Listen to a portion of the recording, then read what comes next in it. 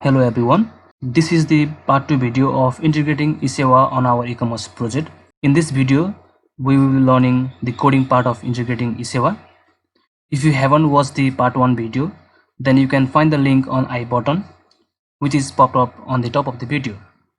So now, without further delay, let's begin.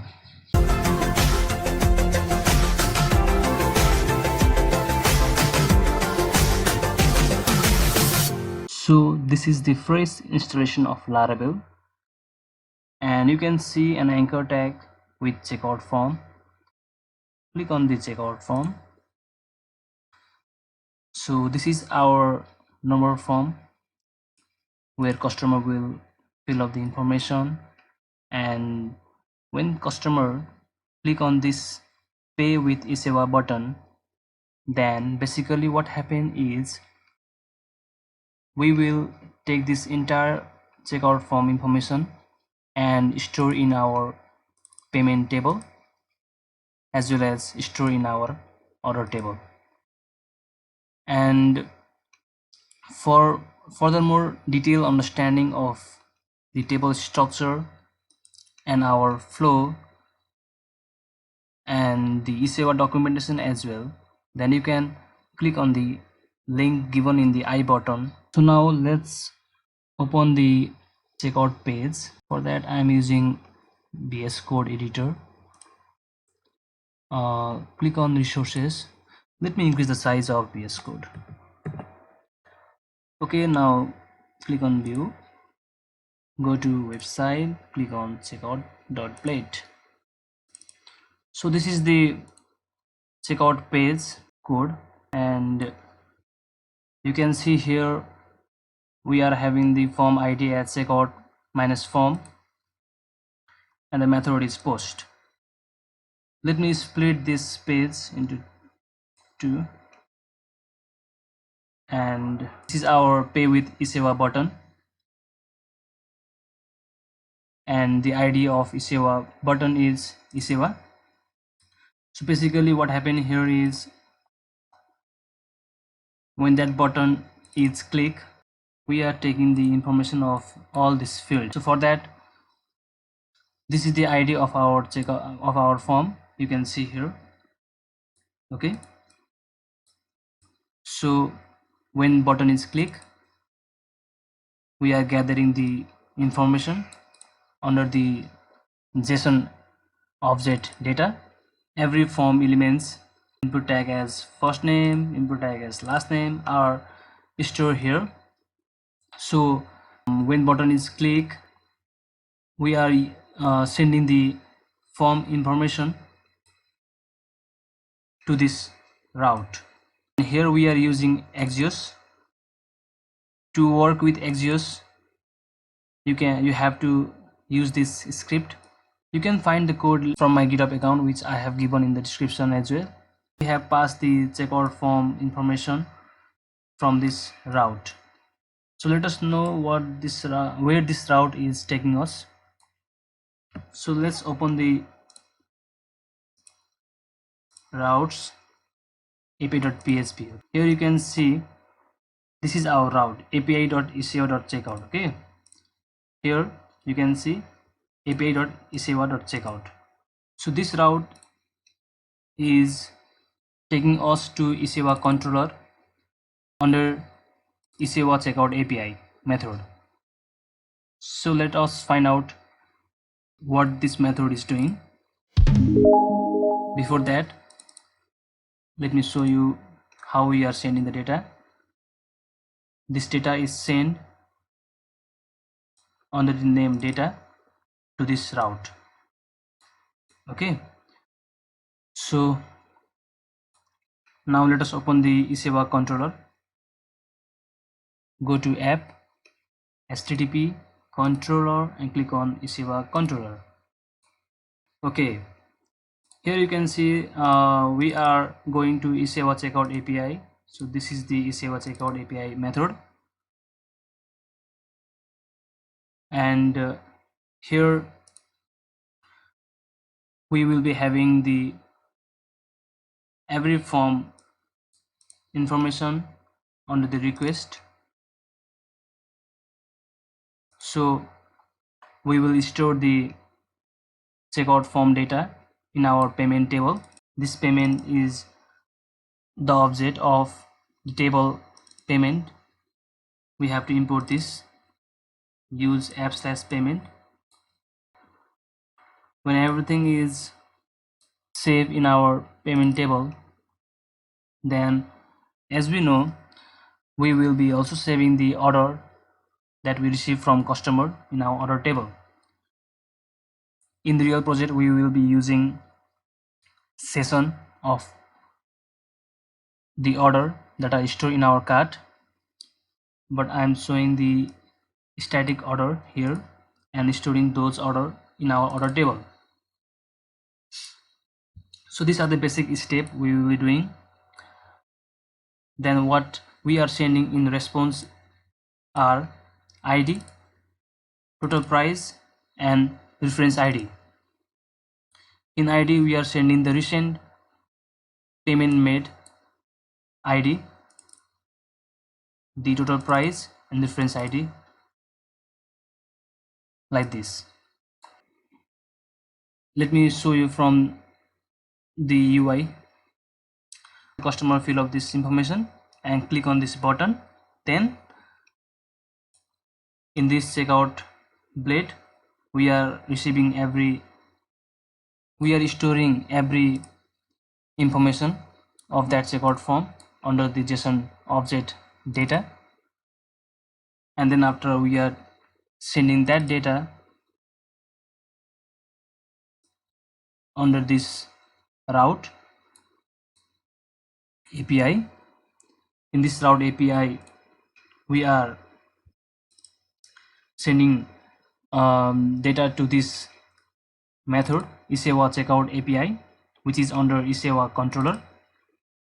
In this Esewa controller, this is the method where we will be getting the checkout information.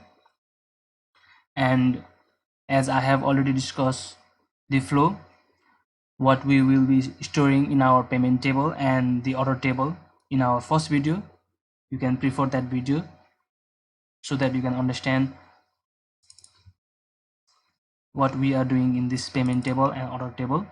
So basically, let me say in short way, the payment table is receiving the checkout form information and the order information as well in the order table, and we are sending the response ID, total price, and reference ID. So now when we click on that button, we will be receiving this response under the name RES.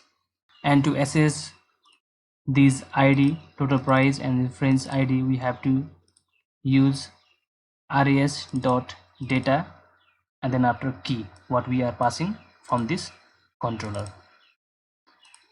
Firstly, I have checked the ID we are sending. This ID which we are sending is whether it is undefined or not. If it is undefined, it means that in our payment table the data is not stored. So based on that logic, I have checked the ID came from response, and if it is undefined, then we will return as per our requirement. We can send to its particular page. For now I have written false. So now we will be using Esewa code from its documentation. So let's open the Esewa, click on developers guide,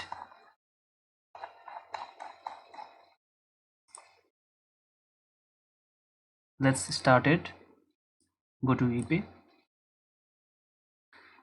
and in our checkout form, I have mentioned in our first video also, we will be using JavaScript code, and exactly this code I have copied here.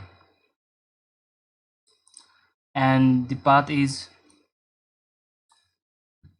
as it is given here. And for AMT we are using response total price key, PSC, PDC, and tax amount will be 0. T amount, which is total amount, is also same as AMT. PID, for PID we are using reference ID. I have passed reference ID also here. So in SCD we will be using the merchant ID, and you have to use your own merchant ID API, and this is the success link and failure link, which we will be discussing later. So this exact code we have copy and paste from the documentation of Esewa, and after that let's go to yes, and this function we have on use, we have used directly this form. There is no any alternation, exactly we have pasted here. So now what happened here is, let me explain again. After receiving the response from our controller and checking some our logical circumstances, we use the JavaScript code given from the Esewa documentation. Our form is submitted. So with this code in our checkout form, we will be able to have like this. Let us know from our checkout page. When customer fill up this form information, I'm using form filler. Then after, when I click on pay with Esewa, we will also have this form information on payment table and the order products in order table, as well as we will be getting Esewa payment form. So click on pay with Esewa.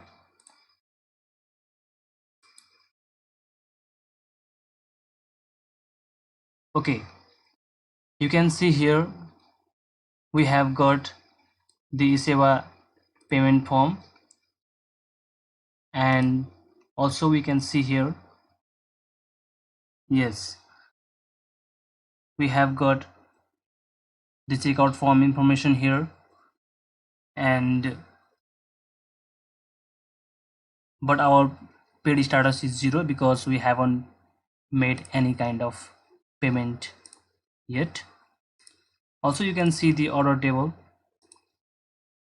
these two products are ordered, these are static products. Okay, and now let's see what happened here. Enter your Esewa ID. Let's enter the password.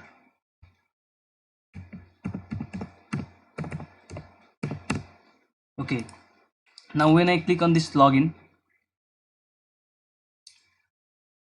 I will have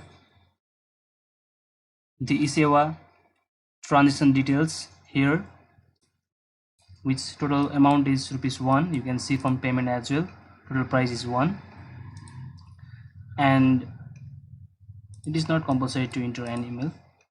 When you click on this continue payment, you will get an confirmation form here, you can see here. And then after, when you click on this confirm, okay, what happened here is Esewa will look for either SU or FU. If this confirmation is succeeded, it will go to this success URL, or in case of any failure, it will look for this URL under the key FU. So let's assume our payment was success, and it means that Esewa will go to this URL. And let us see what this URL is doing for us. We will open our routes. For that we have to go to routes, click on web.php. You can see here is like /success. Up to here, this is our domain. Okay, from here to here, this is our domain. You can see, you can take from here as well. We had was our, you can have here, yes, this is our domain for now. So that is the domain, and this is the URL. You can see from web, and this URL is taking us to the success method of Esewa controller. Let us see what success method is having. Okay, in our success we are getting OID, reference ID, key, and this information I have stored in OID and ref ID. As I have already explained what things we will be getting when Esewa success is made from our first video, so from that way we can easily remember those parameters which we are getting from success URL. For now we can see here easily we are getting OID, ref ID, and this success code we can go to our documentation again. Okay, this is the documentation, and little below we can see our payment verification code as well. Yes, this is our payment verification code which we had used in our success. So just copy these things and we have to paste it here. So let me explain those things. I have assigned this URL in fraud check URL variable, and then after I have taken the amount from this payment. I have taken the total price, and based on the OID we got from the success URL of Esewa, we'll compare that OID with our reference ID, and if it got match, then we can get the total price. It means from our payment table with this reference ID, it's stored in OID, we will be retrieving total ownership price. Okay, so, and we will keep this in our data array as key AMT. So this thing, I think this thing is already explained here also. Okay, so this array also we have made here, and then after we had passed amount, RID, PID and SCD. Everything is explained in first video.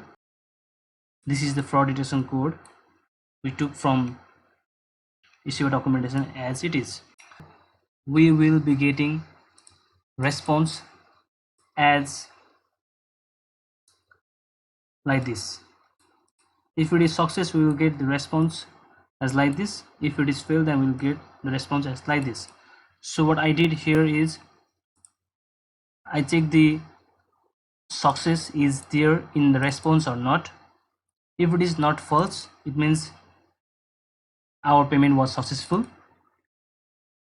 And what I did here is, since we already have information on our payment table but our pretty status was 0, so when everything is success, I made the paid status as 1, and our payment table is updated with this data where reference ID equals to OID. In OID we get this reference ID. Okay, so, and if it is success, then we will redirect to success page. If it fails, in any case, then we will redirect to our own fail page. Then after, if we have not made any successful payment, then the Esewa will take us to FU, where FU is all about checkout/failure URL. It means checkout/failure URL is going to failure method of Esewa controller, and this is the failure method. I have just redirect to its home URL. So in this way our success will be made. Let me show you.